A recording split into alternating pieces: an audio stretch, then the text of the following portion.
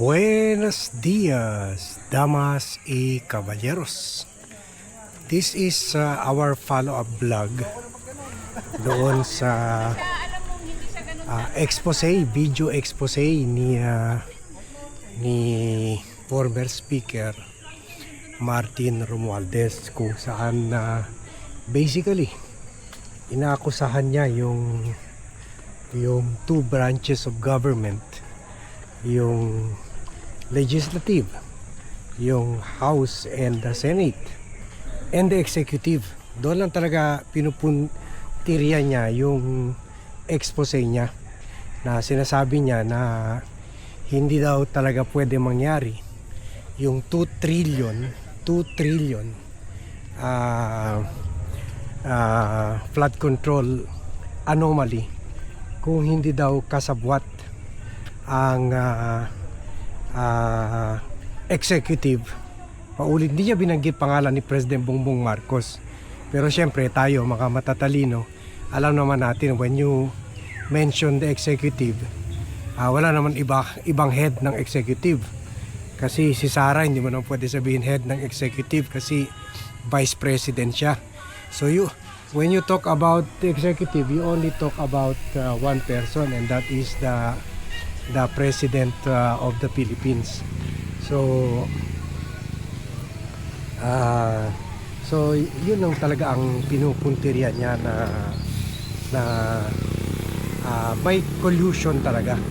May collusion between the executive and legislative. Kaya nawala ng taong bayan ng 2 trillion in precious funds. Precious funds. So at sinasabi pa niya na hindi niya magagawa, or even the legislative branch, yung House, hindi magagawa yun kung hindi ka kuntsaba, or kung hindi nagpikit mata, or kasama talaga sa pagnanakaw ang executive. After all, yung budget bago mapunta sa House for deliberation and approval, first yan nag-emanate, first origin ng budget ay nanggagaling sa executive through the Department of Budget and Management, DBM. Kaya nga nasangkot na rin yung secretary ng DBM, and yet hindi kinasuhan ni President Bongbong Marcos. Doon pa lang makita nyo na tama si Romualdez, sangkot talaga. Hindi man si Presidente as head of the executive, yung mga cabinet members niya, di ba, nasangkot na nga si former executive secretary na parang tinatawag nila Little President, former executive secretary at ano ba pangalan nito, and then also yung DBM secretary si Amina Pangandaman. So kitang-kita talaga na tama rin naman si Romualdez, kasama talaga Malacanang. In fact, pwede nga tulad ng sinasabi natin parati, kung hindi kasabwat ang Malacanang dito, or mga tao sa executive branch or pamilya ni Presidente, first year pa lang in-expose na ito ni Coco Pimentel. From 50 to 100 billion pa lang in-insert ni Romualdez. Pwede nyo i-google yan, yung expose ni Coco Pimentel habang ginagawa yung budget for 2023, year 2023, first budget ni President Bongbong Marcos. Doon pa lang meron na na-insert 50 to 200 billion. And kinumpirma rin ito ni Ping Lacson, na kahit hindi pa senator noon, pero nagre-review na ang budget. So meron talagang connivance.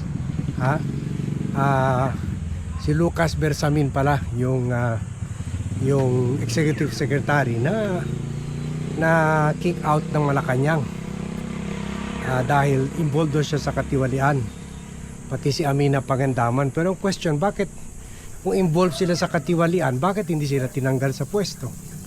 Unless takot si Presidente na magsasabi sila ng totoo o sa korte kung nakasuhan na sila. So kaya tama talaga itong sinabi ni Romualdez. Kumbaga sa pagkasabi niya, hindi siya ang mastermind. Tulad nung sinasabi ngayon ng Office of the Ombudsman. So dalawa lang mangyari dito. Dalawa lang mangyari dito sa dalawang senaryo na nakikita ko pwede ma-develop galing dito sa expose ni Remulla. Either titigas yung Malacanang at ng ombudsman na filean siya ng kaso dahil tulad ng sinabi ng assistant ombudsman na si Nico Clavano, tinawag na niya si Romualdez at si Chis Escudero na master plunderer. Kumbaga sila ang mastermind talaga. So itutuloy yan ng gobyerno. Bahala na. Kung ano man sasabihin ni Romualdez, bahala na. Kung ano man akusasyon ni Romualdez sa executive, bahala na. Kung expose, kasi as speaker, alam rin niya yung lahat ng mga pork barrel funds, insertions at allocable funds ni Sandro Marcos, the presidential son, congressman, majority leader Sandro Marcos, na ayon sa Cabral Files ay tumanggap ng 15 billion allocable funds. So pwede niya i-expose ito later on, pero di bale na, basta si Presidente gagawa yung tama, kakasuhan nila si Romualdez come what may. Bahala na kung ma-prove niya na talagang involved si Sandro, or tulad ng sinabi niya, involved ang executive. Bahala na kung ma-prove niya na talagang involved si morning si President Bongbong Marcos. So yan ang number one scenario. Tuloy ang gera, tuloy ang labanan, tuloy ang laglagan. Nilaglag ni President Marcos si Romualdez, ilalaglag rin niya si President Marcos, si Sandro, at baka pati si First Lady Lisa kung involved. Yan ang first scenario. Second scenario, at I fear baka ito na nangyayari ngayon, makipag-areglo na ang Malacanang kay Romualdez.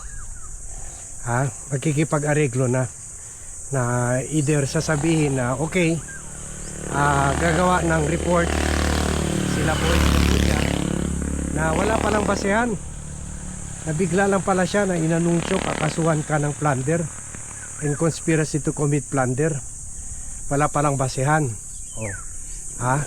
Or pwede rin ituloy yung kaso. Third scenario to. Pwede hindi filean yung kaso. That's the second scenario. The first scenario. Second scenario, under dito sa areglo option, ay magpa-file sila ng kaso pero isabotahin nila yung kaso. Yung hindi nila lagyan ng mga dokumento para down the line ma-acquit, malusutan. Yun lang, by that time nakakulong na siya, sabihin natin mga 2 to 3 years habang dinidinig ang kaso kasi non-billable.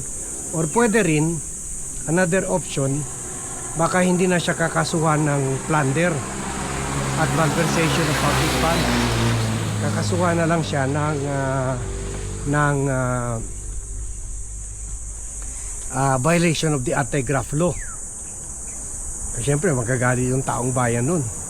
That way, habang dinidinig ang kaso, na kaso na sinabotahe na nila na walang ebidensya para malusutan lang ni Romualdez. Pero habang dinidinig ang kaso, he's a free man. Nasa labas siya ng kulungan. Kumaga hindi siya nasa oblo, ha? So free as a bird siya habang ina-attend niya yung mga hearing niya. Hindi siya nakakulong. So yan ang second possible scenario. Although sa akin nakikita ko yung scenario 2 ang posible. Parang nagka-areglo na sila eh. Tumahimik na si Romualdez eh. Tumahimik na. Last balita natin yung precautionary hold order sa kanya, na freeze yung assets niya.